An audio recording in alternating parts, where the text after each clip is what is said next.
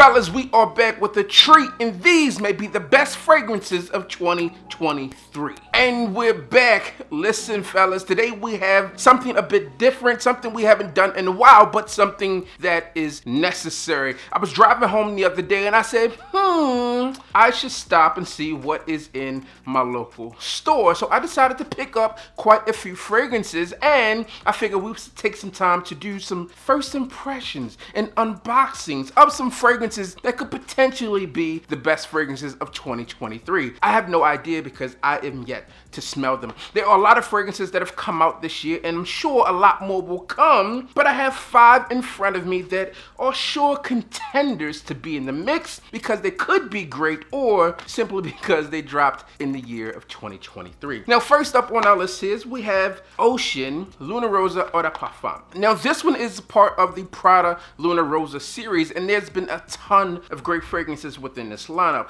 Obviously, you have the original Prada Luna Rosa, you have the Luna Rosa Eau Sport, you have the Prada Luna Rosa Sport, you have Prada Luna Rosa, Extreme. That was amazing fragrance, and the list goes on. Quite a few of them there. And obviously you have Ocean, and now we have the Eau de Parfum version, the EDP. Now, I recently did a video talking about EDTs are dead because someone left that comment. If you have not checked it out, make sure you do.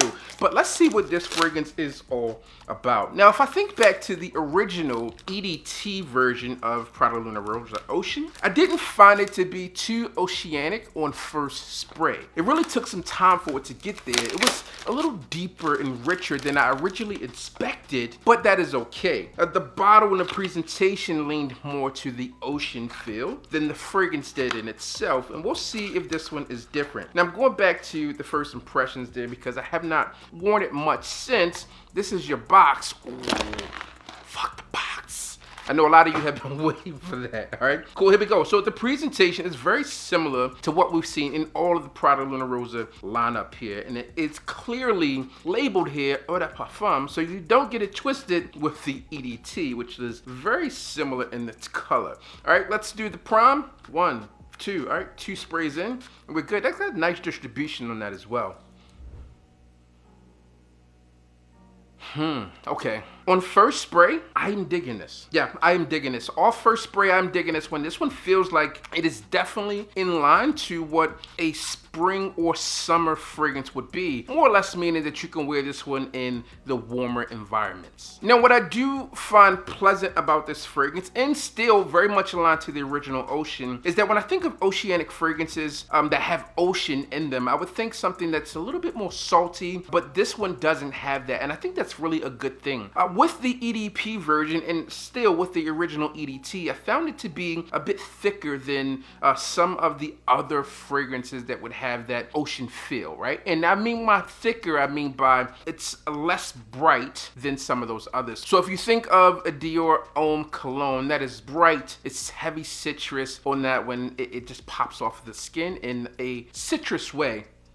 Or if I'm thinking of something like Aqua de Jo, that's more of the oceanic feel, that one's also brighter. But I'm not mad at this fragrance here. In fact, if I didn't have anything on and I had others to go through, then I would definitely give this one a shot. So if you're out and about, try this one out. I am a fan of this one on first take. I enjoy that one more than the EDT version. Again, looks very similar. Note breakdown is probably quite similar as well. We'll come back to it just to see. But let's go ahead and hop into the next fragrance here. Now, this is one that I wanted to rip open, but I said, no, I gotta wait until I get on camera. And this one is Tom Ford Grey Vetiver Parfum. Now, I am a huge fan of Tom Ford's Grey Vetiver. I've taken that with me over and over again. It's a great fragrance to wear into the office. If you're looking for something professional, or if you just want to smell nice, that is a phenomenal fragrance in my personal opinion. Now, that's also part of the Tom Ford signature collection, and this one is as well. Now, what I'll say is that fragrances are becoming more expensive, at least it seems that way to me,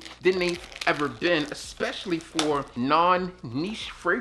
But who am I? I'm just a guy that collects them, and I could be completely wrong here. Now, the presentation on this one looks good. Big bottle here. I don't know the size of the other ones that I have. I thought they were 100 ml, but this one is far bigger than the ones that I have. But we'll see. This one definitely is commanding attention on a shelf. 1, 2, 3. All right. Boom. Tom Ford Great Vetiver. What do we have here? Okay, this is good. That vetiver is live. It's popping. Slightly earthy, but fresh. This one definitely calls back to the original Great Vetiver, the Parfum version. I mean, this is the Parfum version, the EDT, the EDP. This one calls back to those extremely well. It's like a juicier version of Great Vetiver, but still professional. Nothing sweet about it, which is a good thing because sometimes you don't need sweetness. You just need something that is mature. You need something that is sophisticated, and this fragrance does that extremely well. But I also felt the same way with the original Great Vetiver. This is a really good fragrance. There's a little spice in this one. Again, fresh for sure. Super classy scent. Listen, I have a business meeting coming up in Boston in the month of June. This probably will release in June, this video, but this fragrance here is probably one that I will take with me. This may be a fragrance that gets to go on the plane with me for a couple days to Boston because it's a business meeting. I will be in business attire and I want to smell good, and that fragrance really is one that may set the tone. That's a contender for sure to be one of the best fragrances of 2023, at least that I've gotten my nose on so far. Now, I could be a little biased because I love the House of Tom Ford and what they've done, but that one is a great fragrance. Now, this one here is Dolce & Gabbana Light Blue Summer Vibes. And when I think of summer vibes, I think of Drake and 21 Savage running a summer. All right? Tell the girls out there it's her loss because she's not with you. It's not yours. All right, now, I was scrolling online when I found this fragrance originally, looking at, I don't know, Macy's deal. It's one of the websites, and my wife said, you need to pick that one up. I like the bottle, you need to pick it up, so I said, okay. Now, the bottle on this one reminds me of some of the higher-end Gucci fragrances, but we'll see what the fragrance actually smells like. When it comes to this light blue line of fragrances, aside from the original, I'm not that big a fan of them. The grapefruit notes within some of their fragrances have been a little off-putting to my personal taste, but we'll see. 1, 2, 3. All right, it's a 3. Not bad, not bad. At least on paper, first spray, I am underwhelmed. It's kind of light. It's not bad, but it's a little too light for me. Coming off of the Prada Luna Rosa Ocean EDP and the Tom Ford Great Vetiver EDP, I was expecting something to be not necessarily brighter. I'm sorry, the Tom Ford Great Vetiver Parfum. And here's the deal, man. Coming off of the Prada Luna Rosa Ocean Eau de Parfum and the Tom Ford Great Vetiver Parfum, this one doesn't stand up. Now, this is an EDT, and it is a summer fragrance, so you would expect it to wear a little lighter. So that's a positive. But in terms of what I can make out in this scent, at least right now, a fan of that one.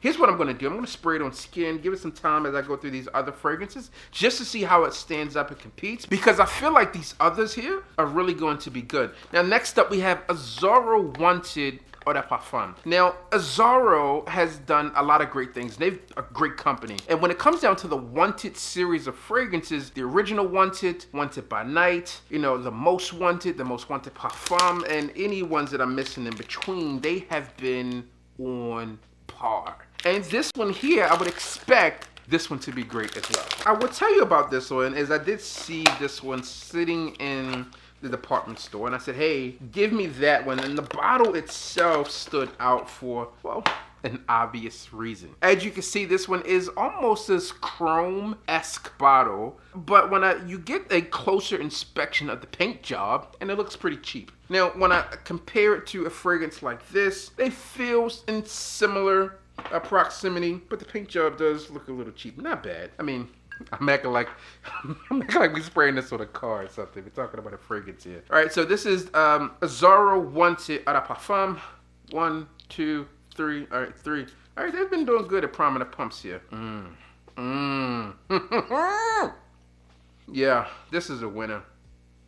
Okay, so earlier on, I talked about, you know, just wanting something that was sophisticated, wanted something that was manly, wanted something that stood out and smelled classy. This is not that, okay? This is that I want to be your boy toy fragrance. And that's what they do well with this Wanted series. These Wanted fragrances, in my opinion, are going to be great for date nights. They're going to be great for date days. Essentially, they're going to do a really good job in that attraction phase to help you be wanted. As I'm smelling this fragrance, and I'll have to check the note breakdowns on these things to see exactly where this falls, but there's a freshness within the backbone here that comes off as almost minty.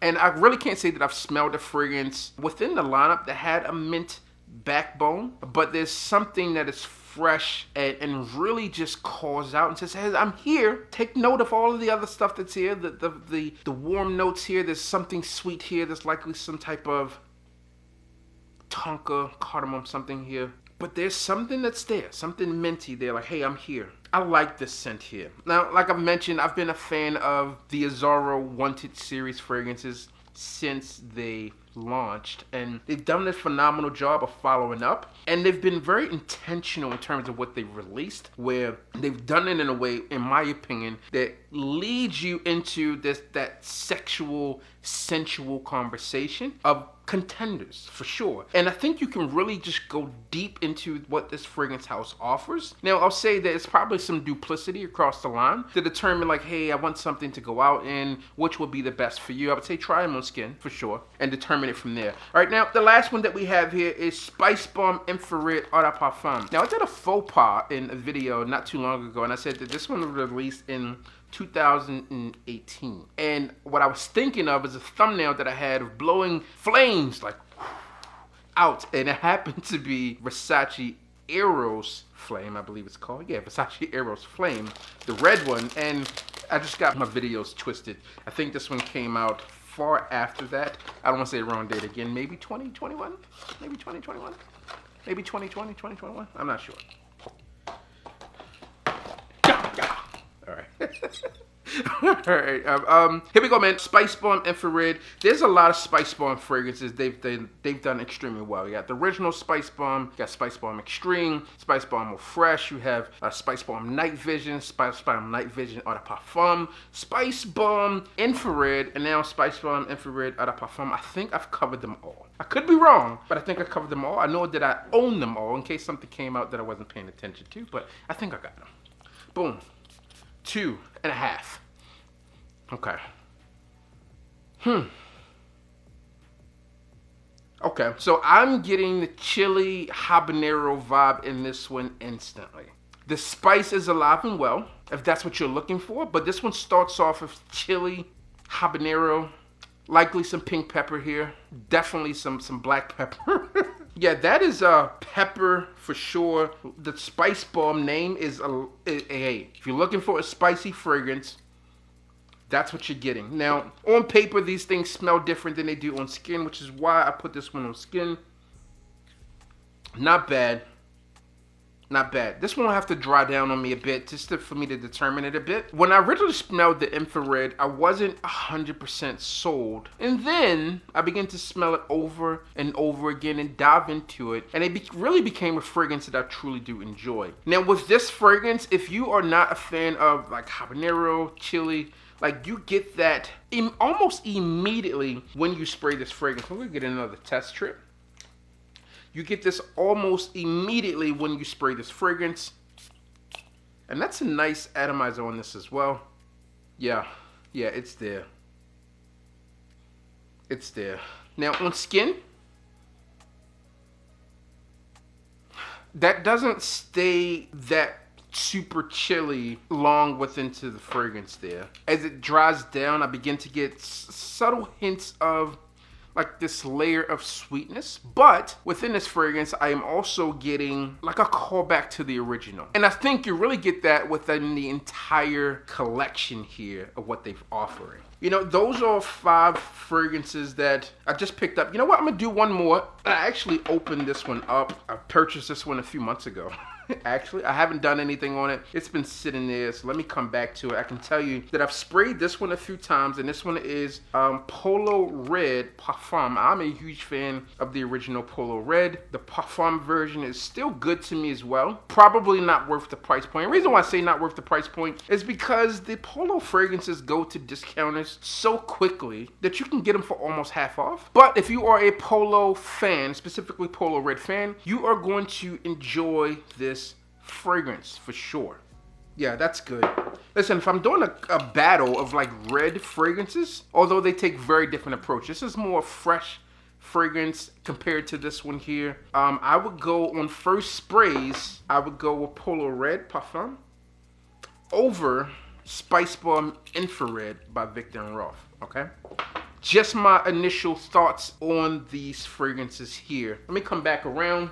Yeah, Prada Luna Rosa Ocean Eau de Parfum, good scent. I think that would be a good seller. We'll likely see that one go into a parfum version. This one right here, yeah, Tom Ford Grey Vetiver Parfum. This one is amazing. In fact, it's probably my favorite out of the 6 fragrances now that we've smelled. Light blue summer vibes, I would skip it. I know I sprayed it on skin. I would not purchase it again. Like if the bottle ran out, which is not, it's not gonna run out, I would not purchase that one again. This Wanted Eau de Parfum, solid. I like this one. I like that one a lot. I would probably place that one in my number 2 position. I will place, yeah, so out of the 6 fragrances that we opened today, here's my final assessment, all right? Like not the review. That's something different. We got to really dive into it. But on first spray, the opening, so to speak, I'm Tom Ford Grey Vetiver, number 1 spot. All right, we got Wanted Eau de Parfum, number 2 spot. We have Polo Red Parfum, number 3 spot. I'm gonna go here. Prada Luna Rosa Ocean Eau de Parfum, number 4 spot. Spicebomb Infrared Vetiver, that's gonna be number 5. And then a distant number 6 would be Dolce & Gabbana Light Blue Summer Vibes.